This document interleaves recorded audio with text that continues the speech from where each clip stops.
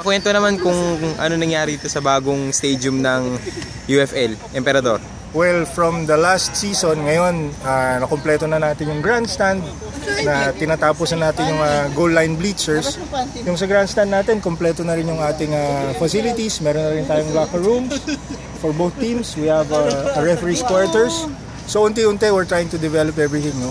In the next few months, kung makikita nyo dun sa grandstand, sa pinakataas ng grandstand, maglalagay tayo dyan ng LED screen.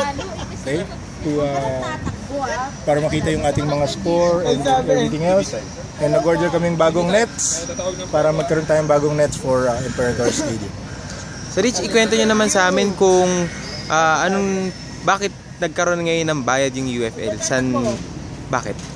Well, yung bayad sa UFL, gaya nga ng sinabi ng aming presidente na si Randy Rojas, if you believe your product has a premium, then you should sell your product. And we believe that the UFL is a premium product. That's why we're already starting to charge. Ganyan din naman nagsimula ang PBA. Dating PBA, nung Mika period pa, libre rin yan. But when it became a premium, naging PBA siya, they started to charge tickets. And that gives you more value. We want to give more value to our product. That's why we're charging tickets. So Rich, ano yung ina-expect mo sa bagong season ngayon ng UFL? Well, it's going to be more exciting kasi yung mga unexpected clubs are suddenly starting to emerge. So, it's going to be an exciting season for the UFL.